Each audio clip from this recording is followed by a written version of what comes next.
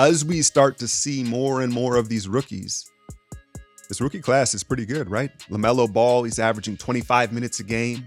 His minutes are increasing. He's nice, right? Anthony Edwards is averaging 25 minutes a game. He looks pretty good. He looks kind of as advertised, right? Inefficient, but you see all the tools. James Wiseman is averaging 20 minutes a game, and he looks pretty good, right? Now, you say, okay, that's just a 5-minute discrepancy. 25 minutes for the other two and 20 for James. I think the difference being is those 5 extra minutes usually come at the end of the game, the fourth quarter, right? Those two are getting some crunch time experience where Wiseman's not. And I think Warrior fans are starting to grow impatient.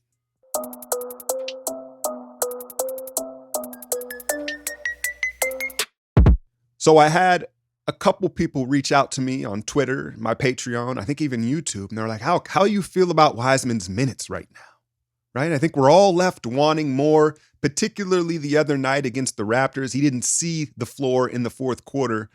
And stylistically, that looked like a matchup for him. He had a big first quarter, and then he was nowhere to be found down the stretch. I get it. The pushback is we're 6-4, and Kerr's trying to win every game. And now we're getting into an argument of would we have done better with him on the floor or not? Obviously, he has very little experience. Let's get into the logical reason why Wiseman isn't playing that much. No summer league, no preseason, so he just has very little experience. 3 college games, like he is the least experienced of the rookies. And then you look at Edwards and LaMelo and you consider their guards, right? Guards they develop a little quicker because they have the ball more. And so their process is accelerated. Okay, fine. So those are like the logical reasons. And I've been patient because I understand the slow roll concept, particularly with a big man. When I started coaching basketball 8 or 9 years ago, usually when you start coaching at a school, you have to teach a class or two as well. You know, you're there during the day, you coach after school.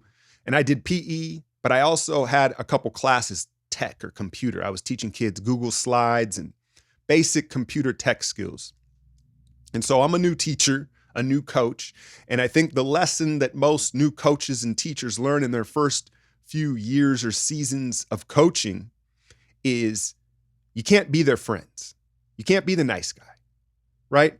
And you've got to start off strict. You can't start off being nice and wanting everybody to like you, and then when it's not working out, try to get strict. It doesn't work. Halfway through the season, it's too late. The cat's out of the bag, right?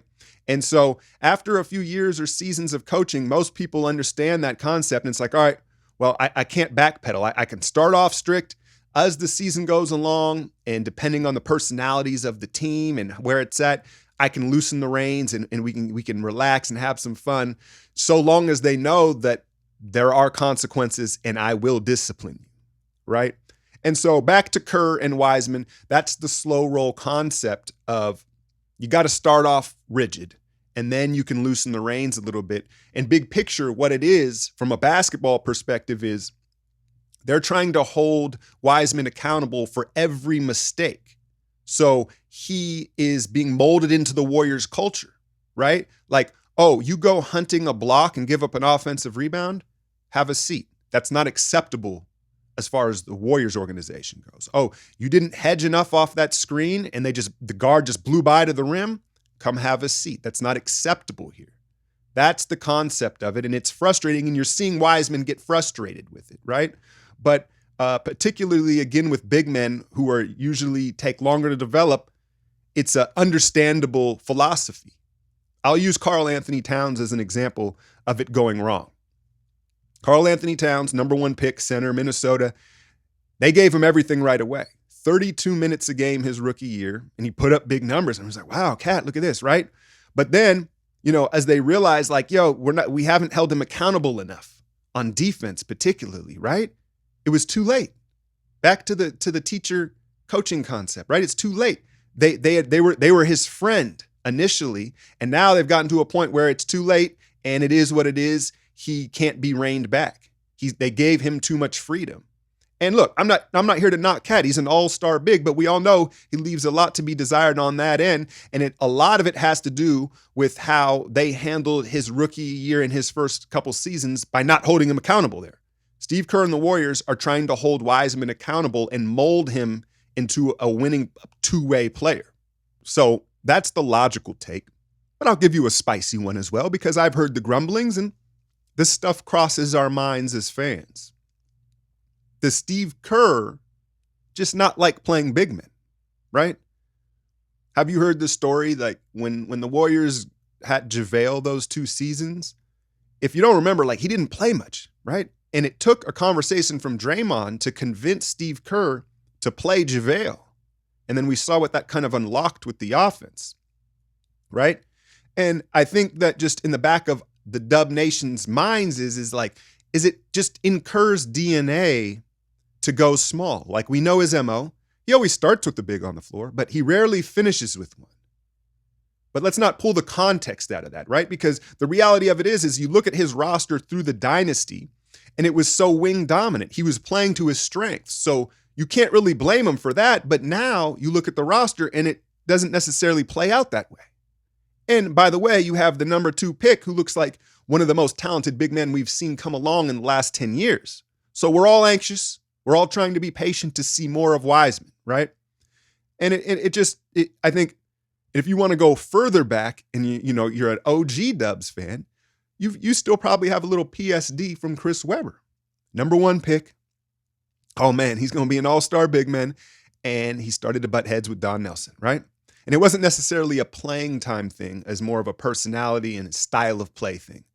But, there's that trauma. And so I guess people are a little concerned about Steve Kerr's development of James Wiseman because, well, we don't really have anything to pull from. Steve Kerr's never, let's be clear here, Steve Kerr's never been asked to develop a player. We don't know how players really develop under him because, it was a maintenance thing. Steve Kerr, up until this point, up until last season, it was a don't F this up concept and keep these guys' chemistry strong, right? And so now his role and his job has changed. So the verdict's still out. We don't know that. And I understand a little bit of apprehension when it comes to a big, right? If LaMelo was on this team, he'd probably be playing more and there might not be this apprehension. But as a 7-footer, he's playing 15, 17 minutes a game, right? It's like, here goes Kerr and his tendencies. And again, it brings up the question, like, how is Wiseman going to develop under Kerr? How much patience is Wiseman going to have? Like, Kerr obviously has won multiple championships here and has as much cachet with his organization as probably any other coach around the league, maybe Carlisle and Pop, Spo. But, at what point is there pushback from Wiseman's camp? How patient is he? By all accounts, he's a great kid and he's going to work through these lumps and hopefully we see more and more of him, right? One thing did cross my mind, and this may be a little bit of a reach here, and not to trigger some of you, but what if some of them kind of keeping a tight leash on Wiseman and maybe holding him back a little bit here early on is to make sure that Steph understands this is still about him. And what I mean by that is, look, let's be clear. Obviously, James Wiseman is not on the same planet as Steph Curry yet. I say that optimistically. But what I mean is Steph is just coming off the longest layoff of his career, right? And at 32 years old, like, y'all know the narratives. It's just Steph still got it. Like, how much, in these questions. And he's had that explosion already. Had an off night the other night. But they want to ensure and let Steph know, send the message like, this is still about you here. We're still operating in the present. We're not going to just like abandon ship and just worry about Wiseman's development. You know what I mean? We still want to win with you now. And so maybe there's a little bit of that going on initially, just to make sure Steph's in rhythm, confident, and he understands that it's still about him and winning now. Just some food for thought. Ultimately, though, to answer the question, how I'm feeling, I'm a little frustrated. I thought he should have played against Toronto. I think styles make fights. I've said it so many times. And so I think the matchup should dictate it. If they're playing Portland and Dame and CJ are coming off picks and just pulling up and he's getting eaten up, take him off the floor.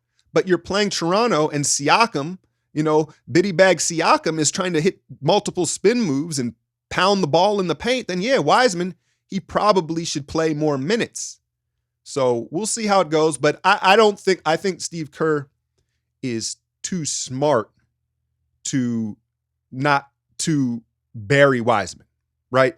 It's a balancing act because you see the record now and they have playoff aspirations. You don't want to cost the team wins, but I think that he's just too aware of his surroundings and he's just too emotionally intelligent to neglect Wiseman for long. And so I think we'll see his minutes ramp up as the season goes on. I do have a question for y'all before I leave. I know it's only been 10 games. Redo the top 3 picks. LaMelo won? Wiseman won? It ain't Edwards, right? Leave it in the comments. I'm out, y'all.